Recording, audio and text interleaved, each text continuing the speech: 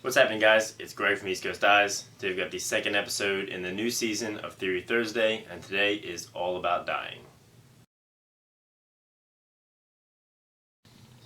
Alright guys, so today we're going to cover the theory of dyeing your head.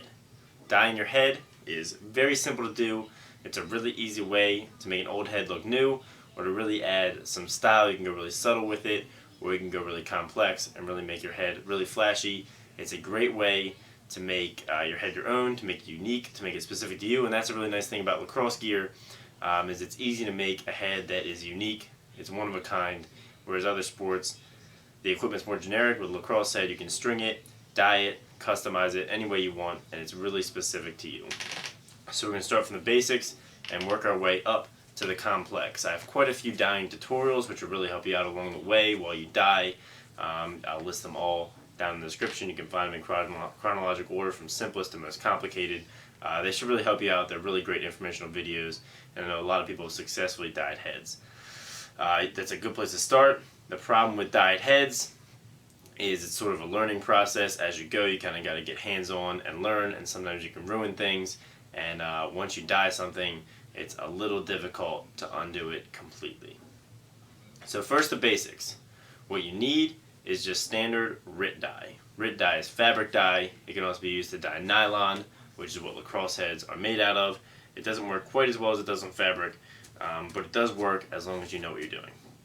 RIT dye can be found at stores like Walgreens, Walmart, Michaels, grocery stores, and online. You can buy RIT dye there as well. So one thing that you do have to know, and a disclaimer, dyeing your head does void its warranty. Most heads come with a 6-month manufacturer warranty. If you dye your head, that warranty is void. You will not be able to return your head if it breaks. Number 2, this involves boiling hot water and sometimes X-Acto blades. If you're young, please consult your parents. Don't hurt yourself. Be safe while you're doing this. I had number 3, but I can't remember what it was, so stick with those 2 very important tips for now. So when you're up, that's what it was. 2 common dyeing myths. One is that salt helps the dye adhere better, and that vinegar helps the dye adhere better. I've done a ton of dyes in my life and never used salt or vinegar.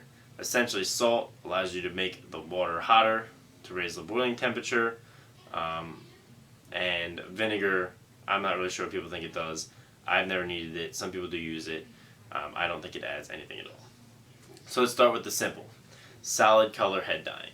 Solid color head dyeing is a really easy way to make your head look new again, to give it a little flash, give it a little color customization without going overly crazy. For a solid color head dye, all you're going to need to do is get enough boiling water in a plastic container just big enough to fit the head. Any plastic container work. I use Tupperware from like Walmart or something like that, and fill it up with enough water to submerge the head entirely. Make sure this water is boiling hot, absolutely boiling. You might have to do a couple runs, and that's okay. So boil as many pots of water as you can and dump in the container. What we use a lot is electric water boilers. So they work pretty well if you don't want to use your stovetop for boiling water. So boil as much water as you can, select the color that you want to use.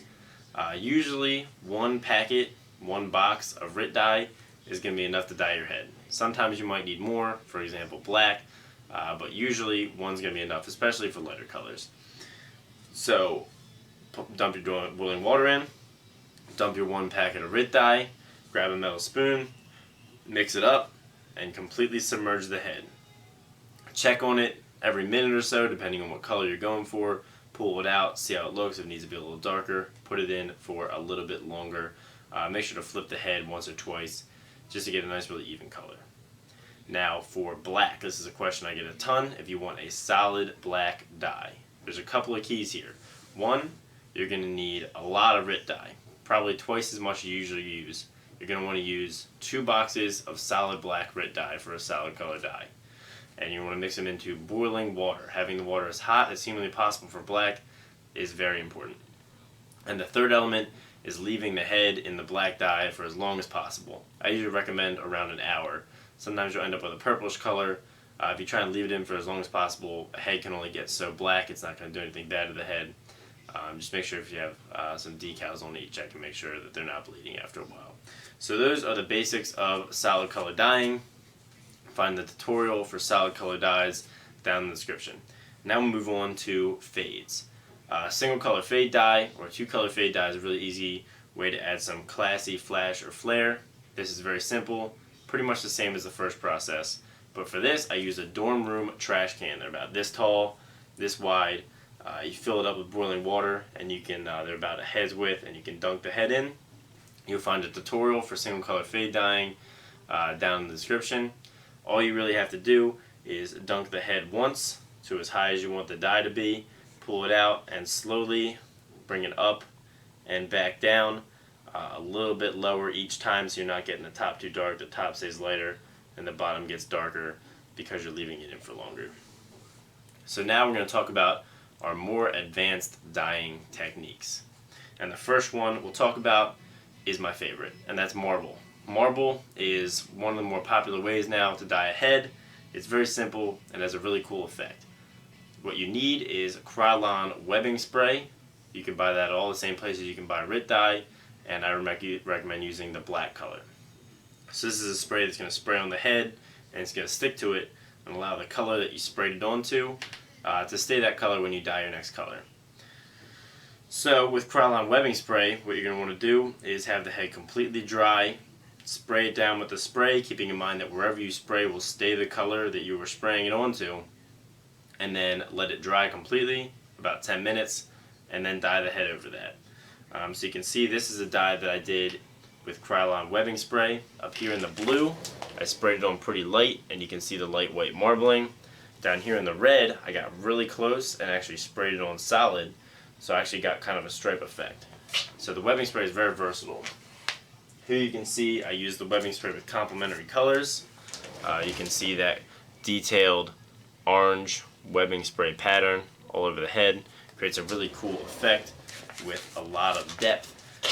So for this one, what you want to do is just dye it light orange, let it dry, spray it with the webbing spray, dye it a little darker orange, let it dry, spray it with the webbing spray, dye it a little darker, and that's it. You're done. It's very simple, and with just one color, you can get this really, really deep-looking orange color with the marble. So one important aspect of the marble is getting the marble webbing spray off. Now for this, as opposed to hot glue, you're going to want to use hot water. So what I do is fill up a tub of very hot water, soak the head in it for about 10 minutes so all the webbing spray gets really soft, and then it'll peel right off. So this is the easiest way to do it. A lot of people try and freeze it or get it cold like hot glue, and it's never going to come off that way. You got to use hot water, heat it up, and melt it off. So that is the webbing spray. Very versatile. Highly recommend that you guys try that technique out. Again, tutorial is in the description. So now, the final technique I want to talk about, I'm not going to get into masking or inside-out dyes or anything like that. That's pretty complicated for the beginning dyer. What you can use is decals. So decals are essentially electrical tape or vinyl decals that you place on the head to keep it a certain color. Here you can see I've got USA that was placed with a decal, my 2/8, and my ECD. These are really nice for putting on numbers and text, designs, and logos. Mine are very basic. I usually just use the alphabet and numbers. Down in the description, you're going to find my tutorial for cutting your own dye decals out of electrical tape.